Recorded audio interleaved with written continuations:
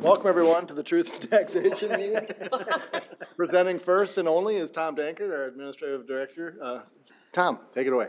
What if you have a hearing and nobody shows that it really happened? Well, first off, thanks, Council. Only if it's on YouTube. Yes.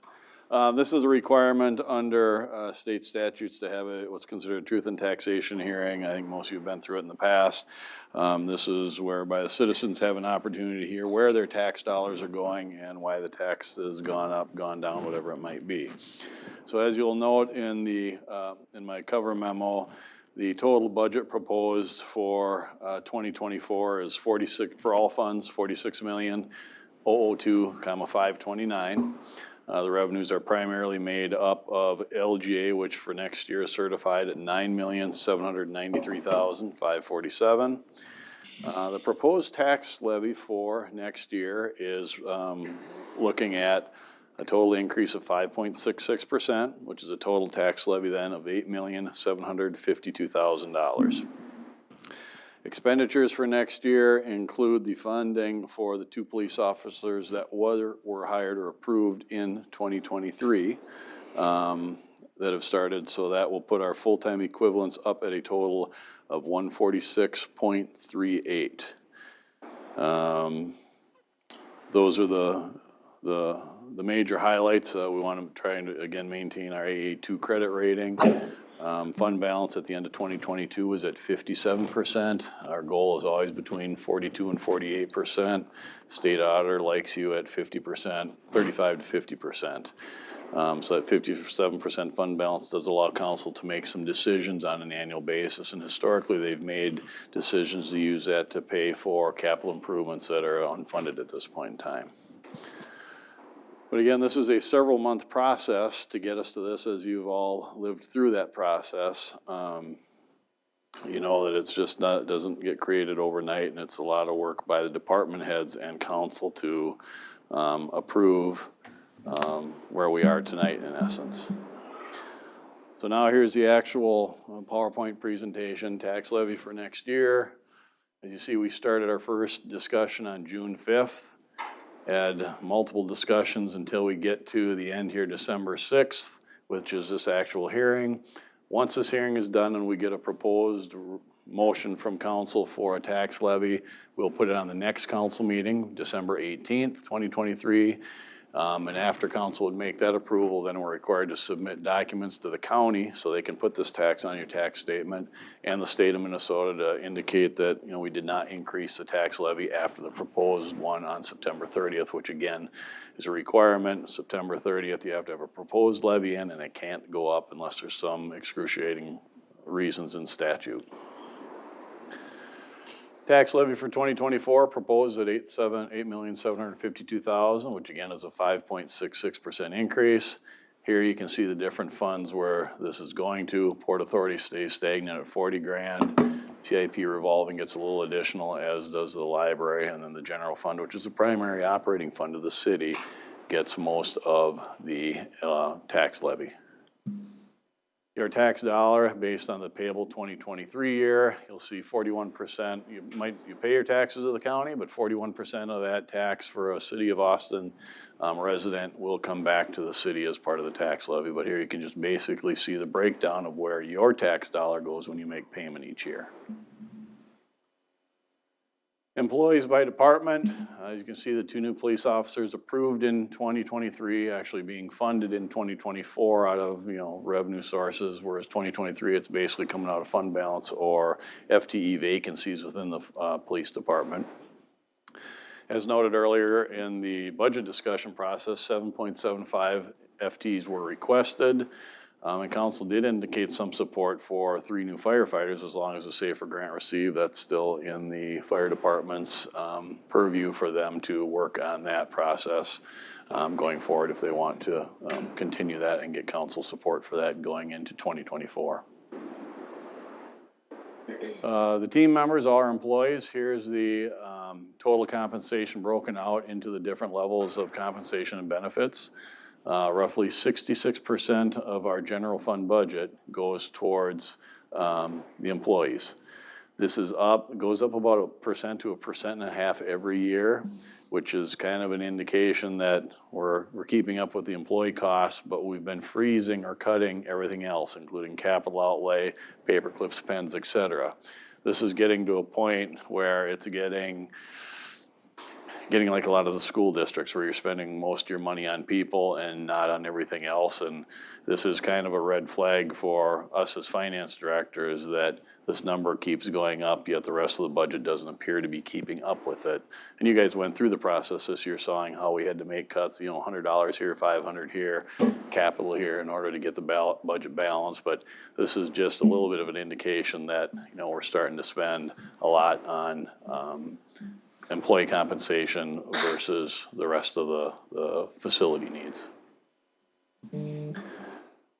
Full-time wages about 13.3 million, temp wages on overtime on call just over $1 million, benefits, et cetera.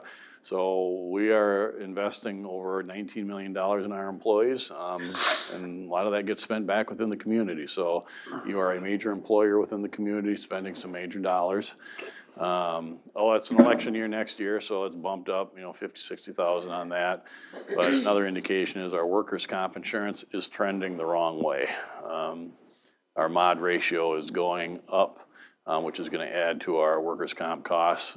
Good news is the last couple of years we've enjoyed some pretty good mod rates on ours, but what is it? The whole PTSD, police officer. What's the 24 mod? I'm sorry? What's the 24 mod rate? I don't have the 24 mod rate yet. Nope. It's still in process. We don't even have we got all the information. What's the 23 mod rate? I thought it was like 0.69%, 0.73 in that range. But the indications are based on and it'll be there for the 3-year history, is that I don't think it'll be much of a discount, if any, and we've had years where we actually had to pay a premium on our workers' comp costs. That's self-insured. Pardon? That's self-insured.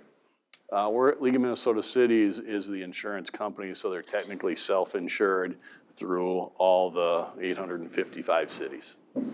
They are returning a refund this year on workers' comp, and their actual rates, they claim in the last notifications we got, the actual rate per target per unit is going down for the most part. But if your claims history, or you have the PTSD issues, that's gonna bump that mod up. Proposed revenue sources for next year, $46 million.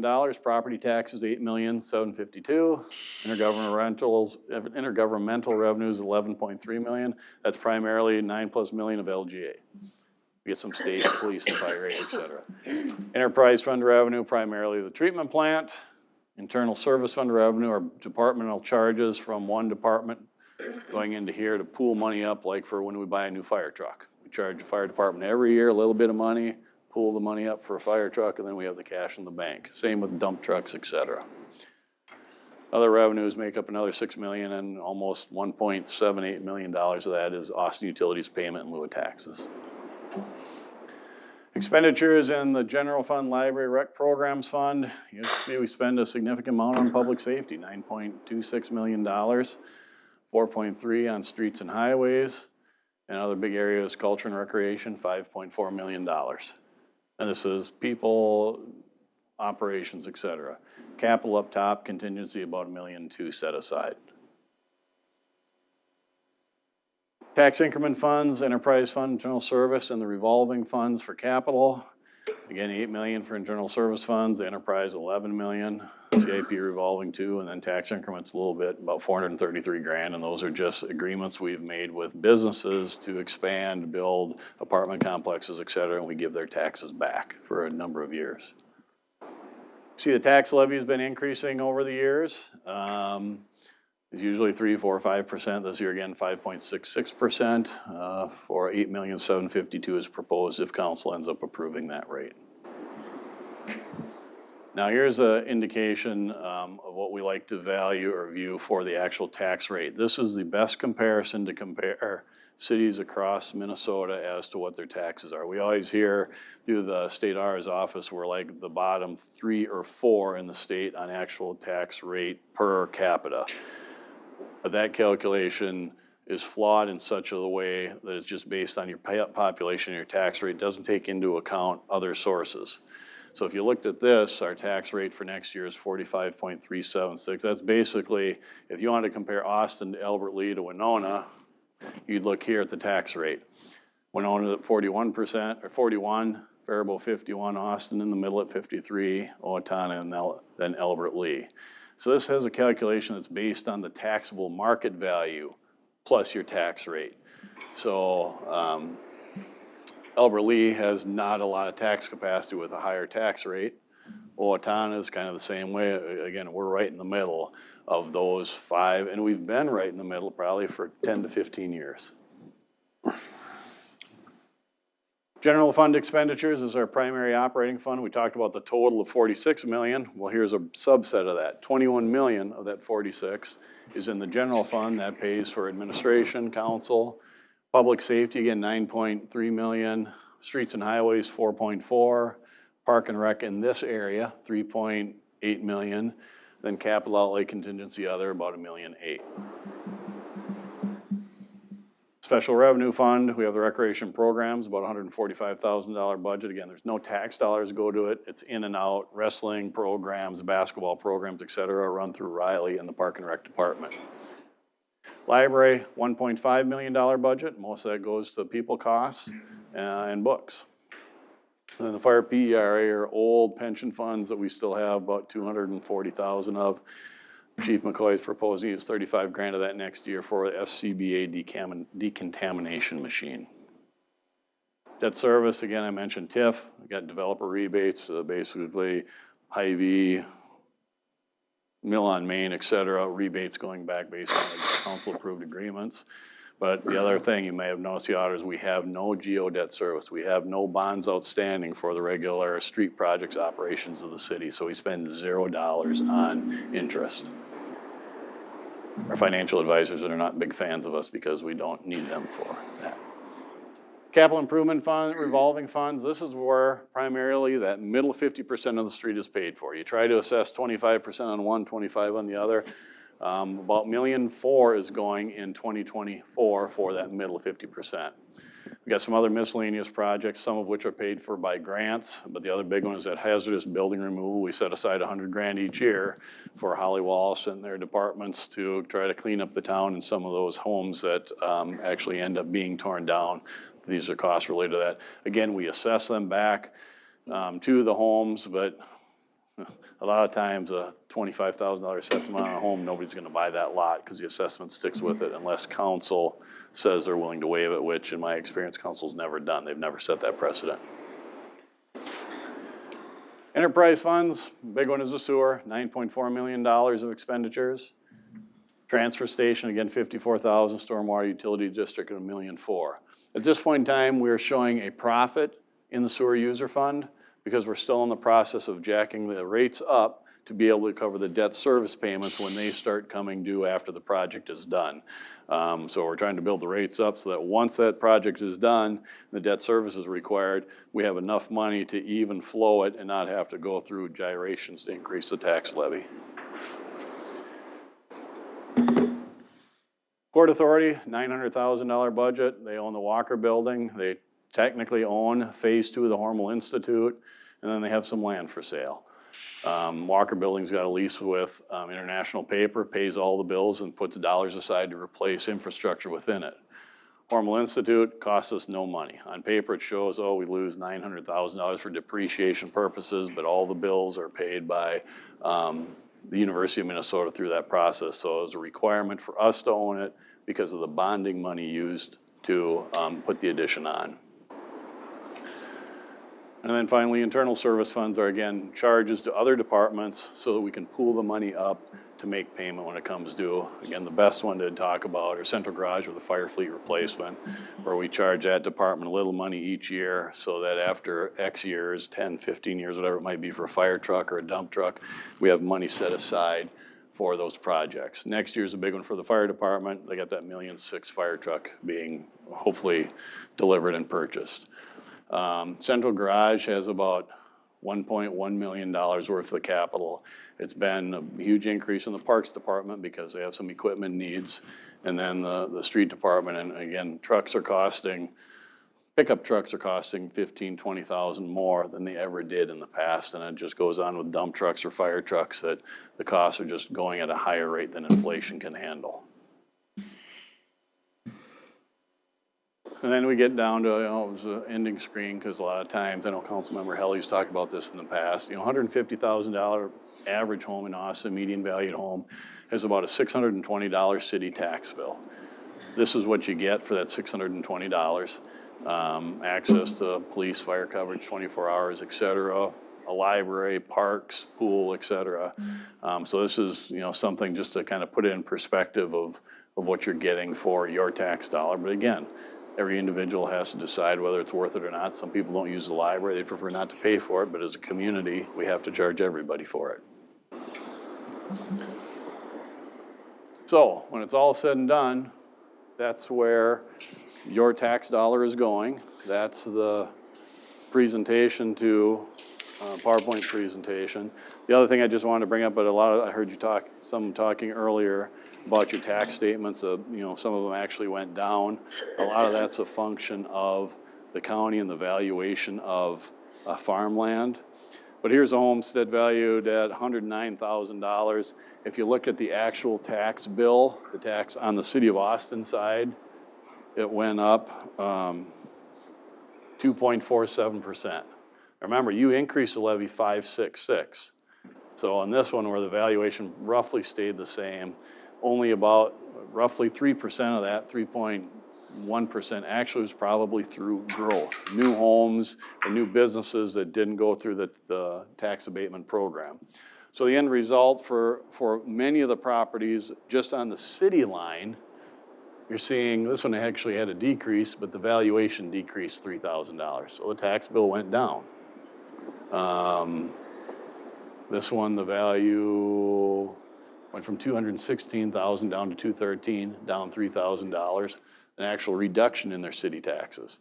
So the end result, which is probably a good reason you don't see anybody here, because most people aren't paying attention to the city line or the county line. They want the bottom line. They want the total at the end. Well, in this house, the taxes actually went down 7%. You're not going to get a whole. The counties, I think the main indicator is county property, which makes up a big portion of your tax bill. Land is going for record prices. So City of Austin leases land at the airport to a farmer, and at Creekside Farm to a farmer. You saw those valuations on that farmland go up 30 to 50%. So as a farmer, I think the county's truth and taxation hearing could be ugly, because anybody that's got farm property is seeing massive increases in their valuation because property is going for higher. So on the city side, if you looked at the county portion of your tax bill, so right here, it went from $783 down to $649. Went down $130 on their home that basically stayed the same in value. That's because now the farmland is going to be picking up more of that tax bill for them. Now there's a reverse to this. If farmland drops, like a recession, then that could go up $150 quick. When's the county's truth and taxation meeting? County's truth and taxation is December 11th at 6:30. Right there. The other portion is, I'm not sure how any school referendums, was there any referendums approved this year? No, okay, so that won't affect that at all. Last year we added one on. Yeah, so last year's would be on here, but if there's a referendum the year of the truth and taxation statement coming out, Okay. They don't have time to get that in, so that's usually excluded. So Mayor, that's all I'm legally required to talk about, but I can certainly try to answer any questions council may have. The end result is this will be brought forward to all those that are here at the December 18th council meeting for official council approval. But what we'd like to do is always get a motion from council, if they're in agreement of the proposed budget and tax levy, to move that forward to the council. So the first request is approving the tax levy for 2024 at $8,752,000. Is there a motion? No way, not by me. So moved. Is there a second? Don't even start, Second. Jeff. We got a roll, Tom? It's just a motion to recommend that resolution, so I don't need a roll call. So All in favor? Yeah. Opposed? All right, did I hear all in favor? 5-0? I think so. Okay, the budget for next year proposed, 46,002,529. Could I get a motion on that one? So moved. You got it. There you go. All in favor? Aye. Opposed? Then the last recommendation will be to council is the canceling of some certain taxes to the tune of $1,284,000. The City of Austin issued debt for the Austin. Don't let him have it. Motion Don't to let him have it. approve. For the Austin Utilities big central office project, we have a resolution on file that says if they don't make payment, we'll levy the tax on the citizenry. But they continue to make payments, so we have to officially tell the county, we don't want you to add that tax on. Do I have anybody who wants to do that one? Please. Is there a second? Favor? All in favor? Aye. Opposed? Yes. That carries also. What else? That's all I have, Your Honor. Just a motion to adjourn and we can be Very done. well done, Tom. Motion to adjourn? Tom, thank you for Thanks, all the Tommy. time. I noticed the new graphics this year. I tried to change Yes. it. Yeah, no. And it's there's like- there's no burning Skyscrapers. anything. You see that? No burning. I got, Cityscape. Yeah. So Jeff did a motion to adjourn. Is there a second? Second. All in favor? Yeah. See ya. Thank you. That was really. Thanks, Tom. Yep.